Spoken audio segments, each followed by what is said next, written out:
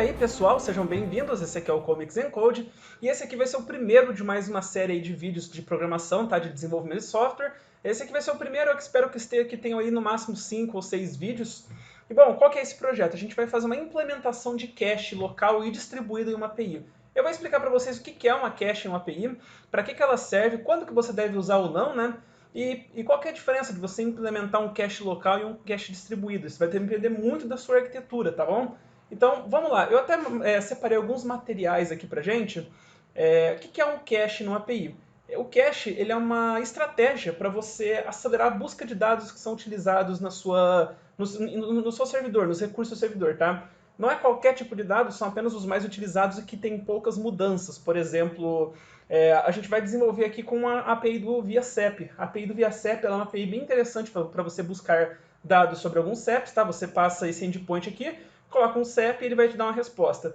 A gente sabe que esses dados de CEP raramente vão mudar, então assim, se a gente tem uma API que consulta essa API externa, a gente não precisa que toda hora que faça uma chamada, ele chame de fato a API do ViaCep. A gente pode salvar esses dados aí localmente, a gente pode colocar isso em memória, que é exatamente o que o cache vai fazer, e ele vai ter um tempo de vida, tá? O cache, então, olha, ele é uma estratégia que você tem para você armazenar localmente, armazenar em memória algum dado, ou então num serviço externo, banco de dados ou coisa do tipo, com o tempo de vida. A gente tem três características principais num cache. A primeira dela é a chave, qual que vai ser a chave do nosso cache, qual que vai ser o identificador para buscar esse cache. A gente vai ter os dados do cache, né, qual que será a informação que ele vai trazer conforme a gente passar aquela chave. E também a gente tem mais uma informação que é o tempo de vida, a gente chama isso de TTL, né, que é Time to Live, o TTL também do cache. Bom, aqui eu até achei uma explicação rápida e bem interessante de vocês entenderem, né? Quais são os benefícios de você usar o cache? Então, é a redução da latência de rede e a redução de carga de processamento dos servidores, exatamente isso mesmo. Aqui, olha, pode ser que, vamos supor que a gente está buscando nesse serviço e por algum motivo, ele é um serviço externo ao nosso. Vamos supor que dá uma instabilidade nesse servidor. A gente tendo em cache a nossa resposta, quando a gente buscar por esse CEP aqui, ó, 01000100, ele vai ser muito rápida a resposta do nosso servidor. Agora, se a gente não tem isso salvo no cache, a resposta que a gente vai demorar para o usuário vai ser a resposta dependendo desse servidor. Se esse cara que estiver demorando 10 segundos para dar a resposta, a nossa API vai demorar 10 segundos para responder também. Isso se a gente não tiver nenhum processamento extra, porque se a gente tiver outros processamentos, a gente vai demorar mais do que 10 segundos, tá? Então, num cache é muito importante aí você definir um tempo de vida, você definir qual que é a chave. No nosso caso aqui, eu desenhei um diagrama, tá, pessoal? Esse diagrama vai exemplificar o que a gente vai criar. A gente vai criar um cache local e um cache distribuído. O cache local vai funcionar da seguinte maneira, vou focar só nele por enquanto.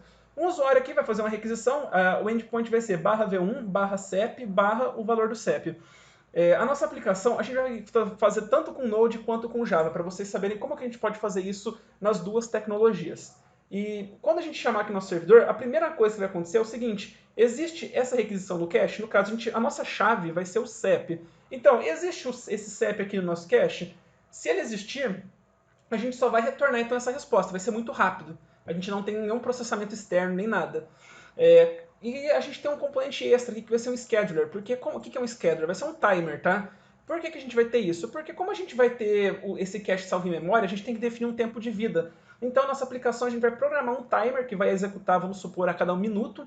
E a cada 1 minuto ele vai procurar, em todos os caches, ele vai ver qual desses caches está com o tempo inválido. Porque a gente definiu um tempo de vida, né? Então, se a gente colocou que é 1 minuto, então na hora que a gente salvar, se for, sei lá, 3 horas e 42 minutos, ele vai expirar às 3 horas e 43 minutos. Então tem um timer sempre rodando para verificar, ó, esse cache aqui ó, já expirou, esse aqui já expirou, e vai removendo esse cache da memória. Porque senão, se a gente não tiver uma estratégia para remover os caches inválidos, você vai começar a lotar a memória da tua aplicação. Vai chegar uma hora que ele vai dar um leak de memória, tá? Então isso não é interessante.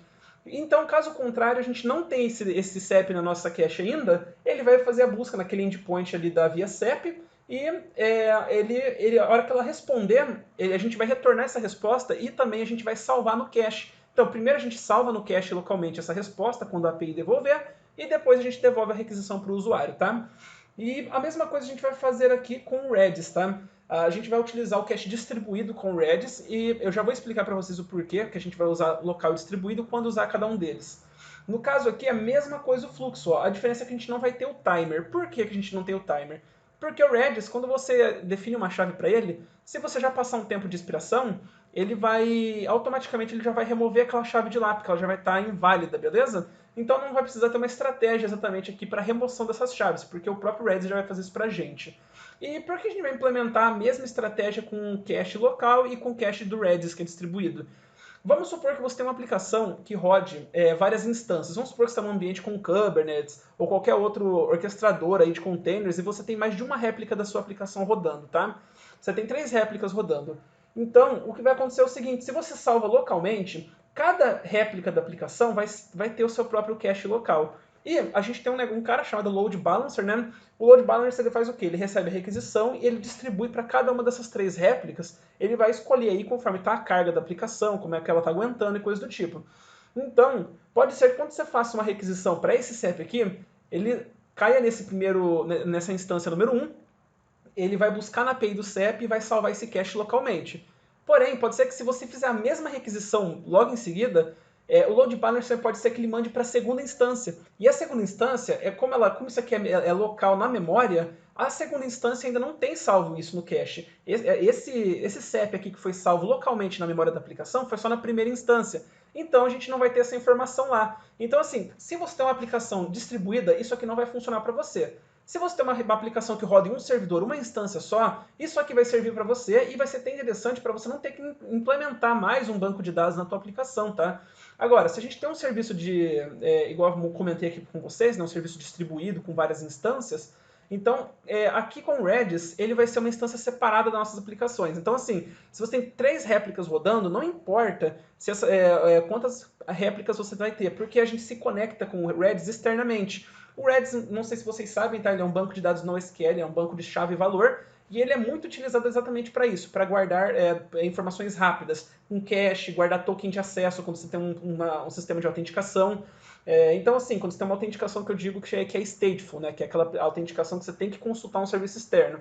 Então, o Redis ele é muito rápido porque, como ele é chave e valor, pensa no hash map do Java, você tem uma chave, se você busca pela chave, o tempo de execução é tão rápido que não vai ter problema, vai ser O de 1 o tempo de execução, né? Vai ser tempo linear, que a gente diz, que é muito rápido. Então, o Redis vai ser perfeito para esse caso, porque a gente tem 3 réplicas rodando, cada vez que você fizer a requisição por esse CEP aqui, ele pode ser que ele caia na primeira réplica rodando, ele já vai buscar na API externa, vai salvar no Redis e vai te dar a resposta. Se você mandar de novo, pode ser que ele caia na réplica 3.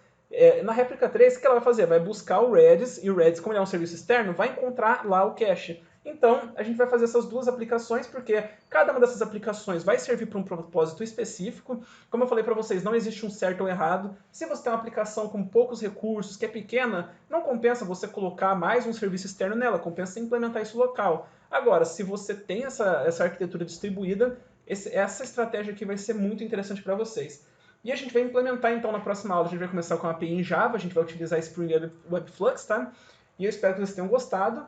Qualquer dúvida é só me mandar aqui nos comentários. Curta e compartilhe o vídeo. Muito obrigado e até mais.